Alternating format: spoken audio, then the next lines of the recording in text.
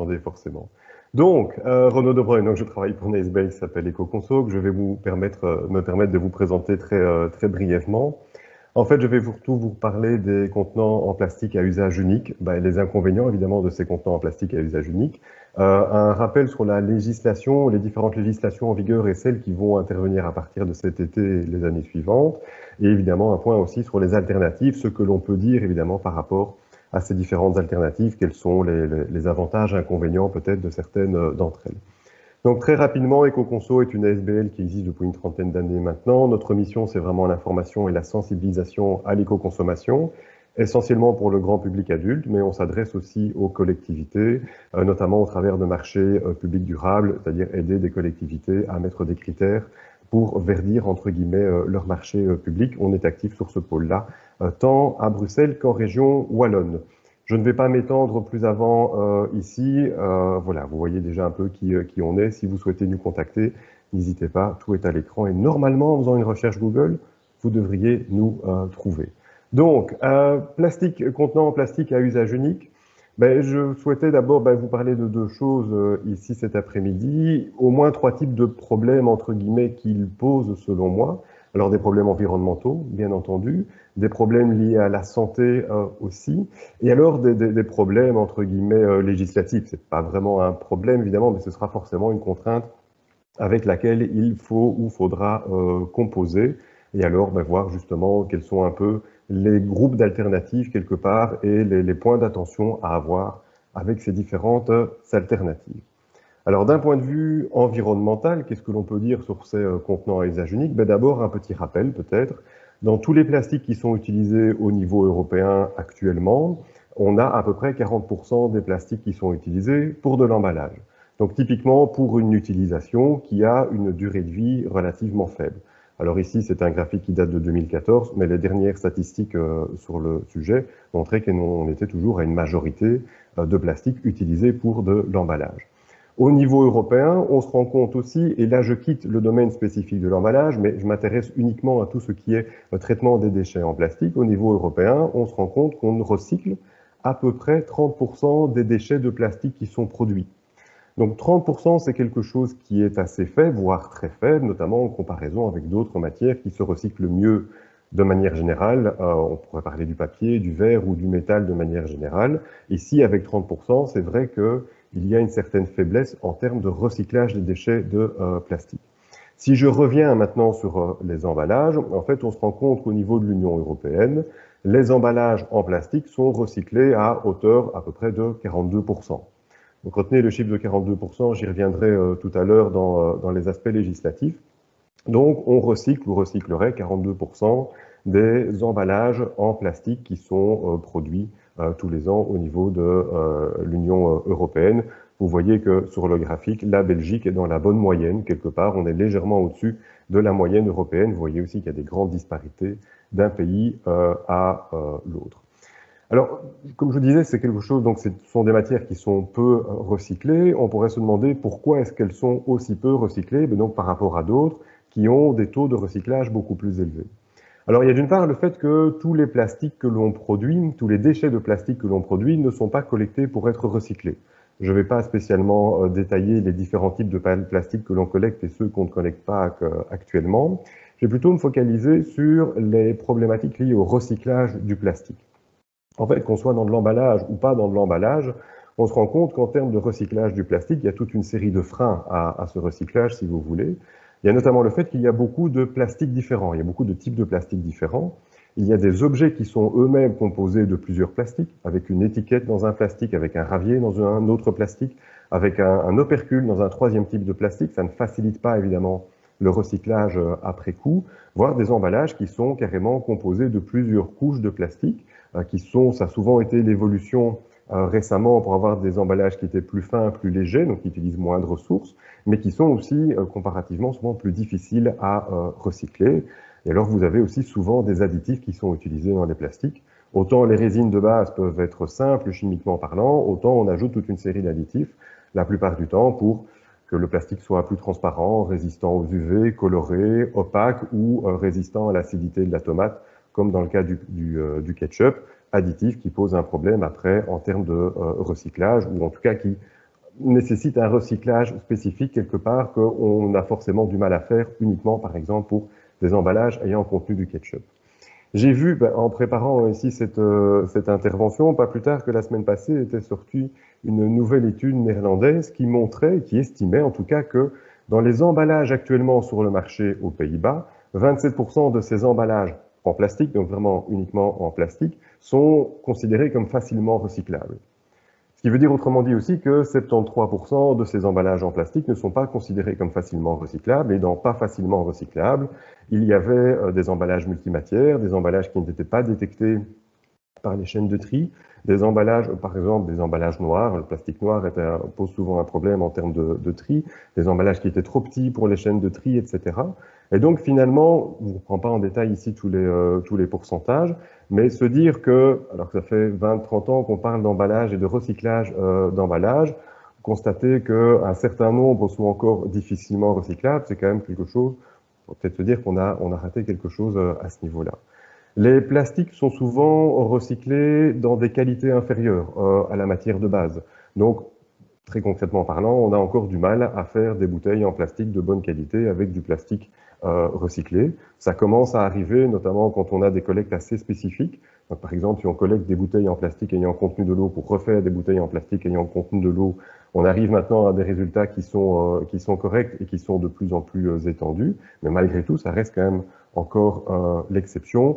Je vous passe pas tout en détail dans la problématique du plastique, sinon on en discute encore tout à l'heure et c'est pas l'idée.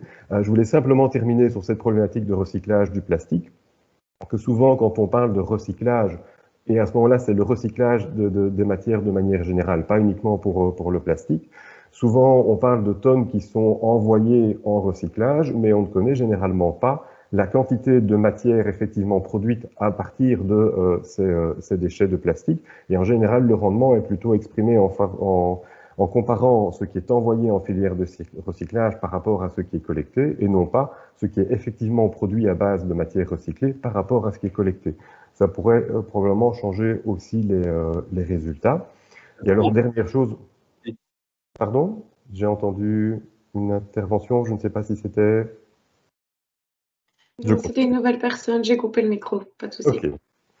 Je pensais que c'était une réaction outrée par rapport à ce que je disais, mais donc je continue.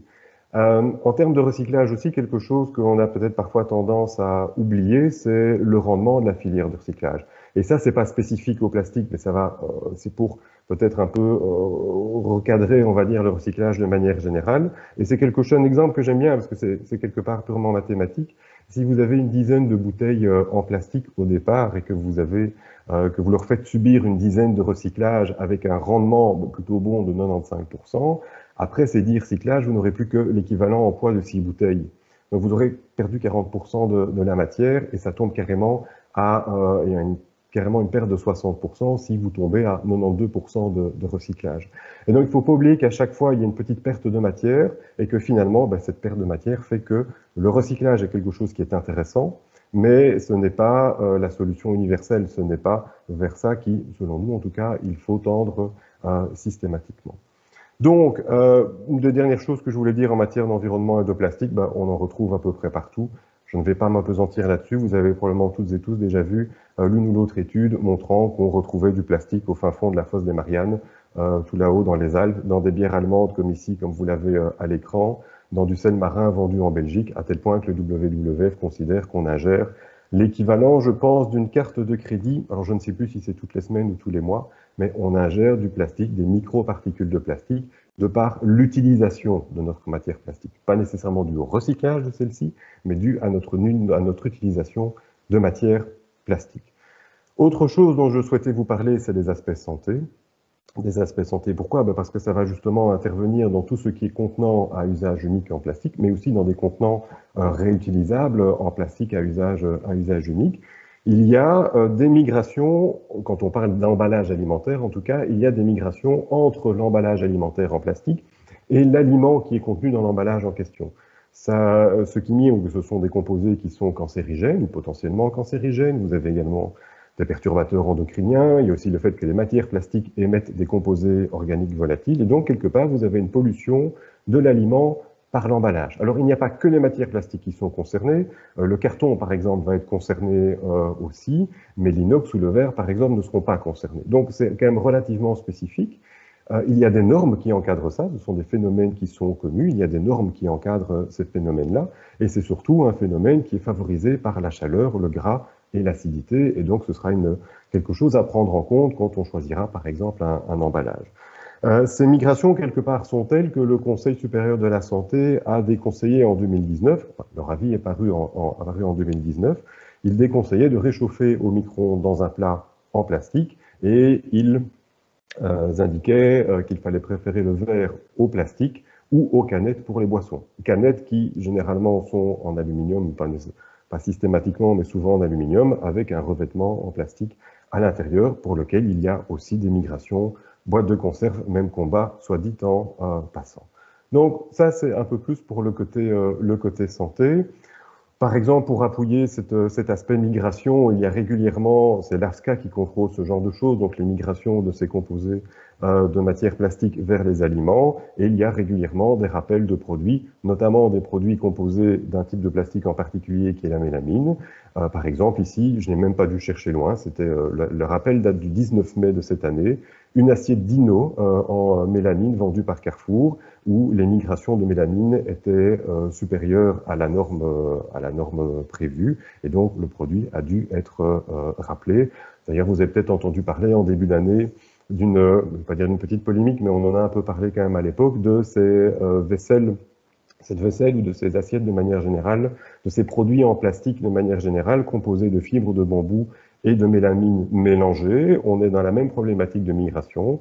On a des migrations de composés cancérigènes entre la vaisselle et l'aliment. Et visiblement, ces migrations qui existent déjà quand on est dans de la mélamine pure sont visiblement favorisées par l'ajout des fibres de bambou. Alors, c'est plutôt souvent des vaisselles qui sont vendues comme plus écologiques, ou en tout cas qui ont une image plus verte, plus durable, et on se rend compte que, d'un point de vue santé, en tout cas, elles posent des problèmes qui sont relativement spécifiques.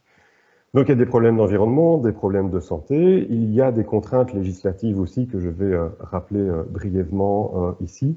Je ne vais pas tout vous passer en revue, mais retenez qu'il y a des objectifs de recyclage d'emballages en plastique qui sont revus à la hausse. Au niveau européen, on devra atteindre 50% en 2025, 55% en 2030.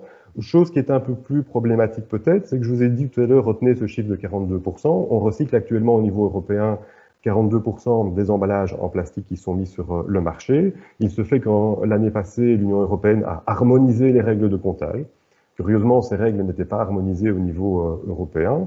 Et on s'attend, en tout cas, la Cour européenne, la Cour des comptes européenne s'attend à ce que d'ici 2022, quand on aura les statistiques justement à partir de 2020, on s'attend à une diminution de ce fameux taux de 42% à un taux d'autour de 30%. Donc ce taux de recyclage risque de chuter. Ben, tout ça pour dire, bon, on a vu un peu les inconvénients du recyclage. Peut-être que ça risque quelque part d'être encore plus difficile à l'avenir. Donc c'est une solution. Tout ce qui est recyclage est une solution intéressante et complémentaire à d'autres, mais probablement pas celle à privilégier systématiquement. À ces législations quelque part existantes, notamment en matière d'emballage, s'ajoute la toute dernière qui a été votée en mai 2019, c'est la fameuse directive Single Use Plastique. En fait, elle fait intervenir 6 types de mesures différentes, dont les premières vont justement prendre effet ici à partir du 3 juillet de cette année. Je vous présente les 3 principales mesures. La première de ces 3 principales mesures, c'est une interdiction de toute une série d'objets en plastique à usage unique. Alors ici, on n'est pas uniquement sur le plastique ou sur l'emballage, on est vraiment sur les objets en plastique à usage unique.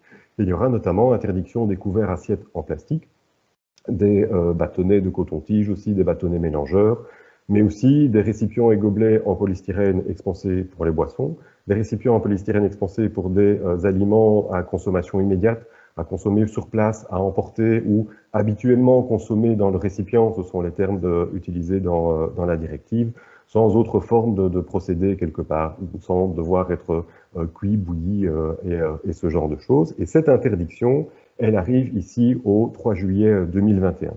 L'autre mesure importante dans cette directive, c'est la réduction quantitative et ambitieuse, ce qui ne veut pas dire grand-chose et ce qui devrait être précisé dans les jours ou semaines qui viennent avec les textes d'interprétation de la directive. J'ai vu des brouillons, mais je n'ai pas encore vu la version définitive. Ça devrait préciser ce qu'est une réduction quantitative et ambitieuse.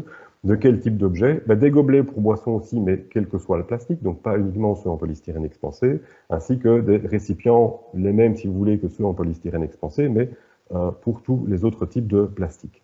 Cette réduction quantitative et ambitieuse, ce n'est pas une interdiction. Les États sont libres de prendre les mesures, ou régions sont libres de prendre les mesures qu'elles jugent nécessaires pour arriver à cette réduction quantitative et ambitieuse.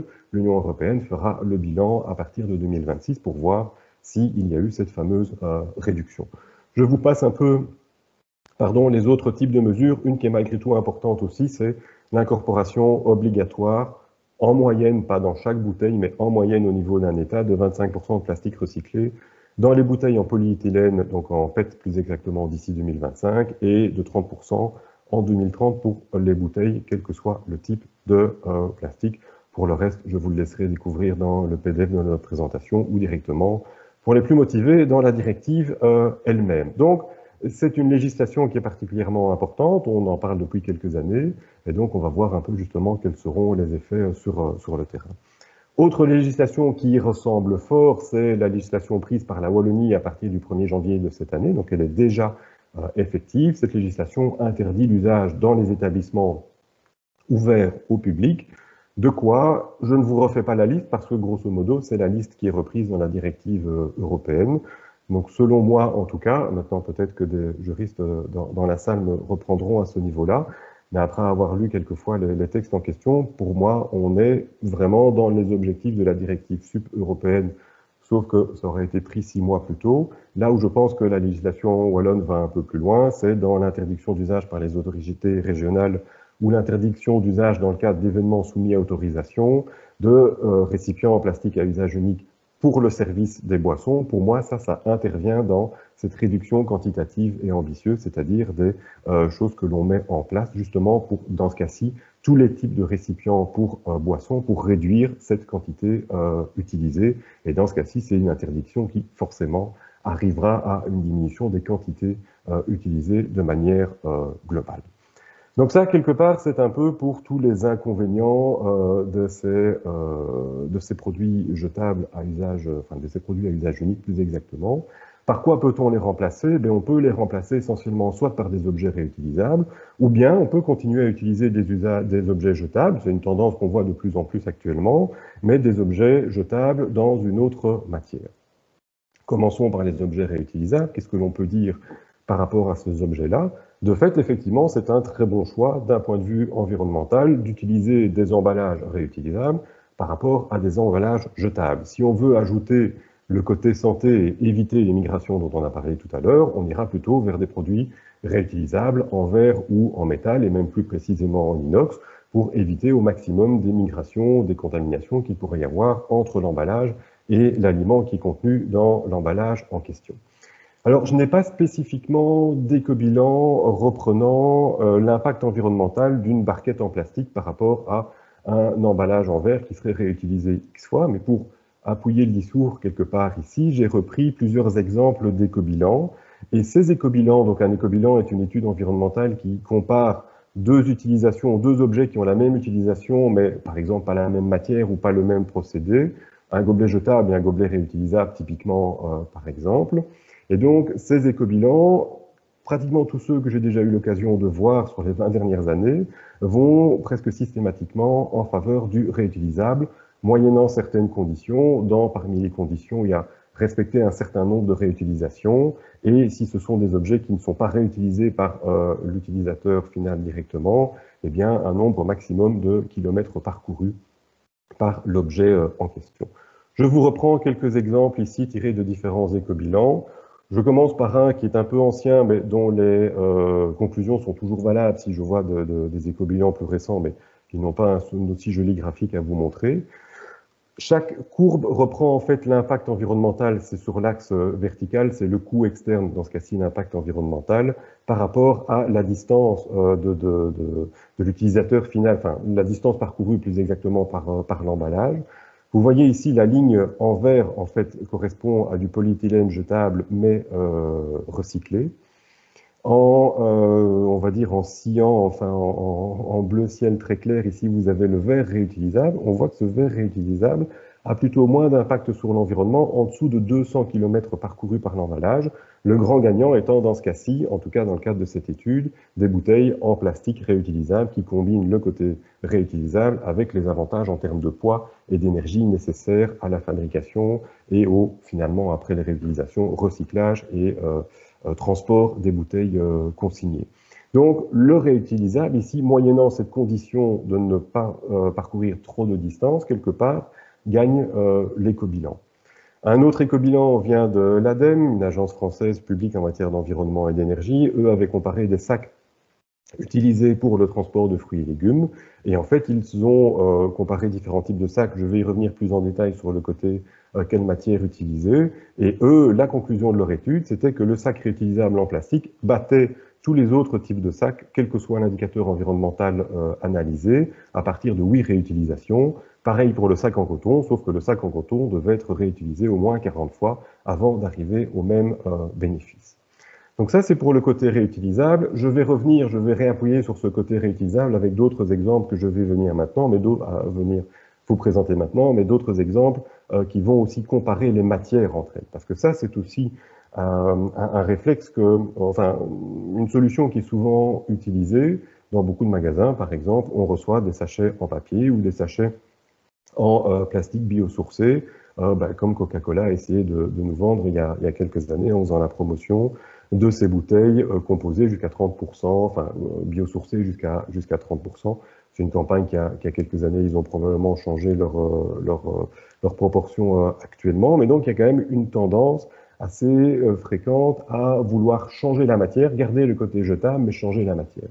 Alors pour essayer de voir si c'est intéressant ou pas, j'ai repris des extraits d'autres éco-bilans. Dans ce cas-ci, c'est un éco-bilan fait par RDC pour la région de Bruxelles-Capitale pour l'organisation d'événements et le choix du type de gobelet. Dans ce cas-ci, l'éco-bilan, en fait, ce tableau-ci compare quoi? Compare des gobelets en polypropylène jetable et des gobelets en PLA, en plastique biosourcé, en bioplastique, pas biodégradable dans ce cas-ci, mais biosourcé, venant de ressources renouvelables, mais tout aussi jetable que le gobelet en polypropylène.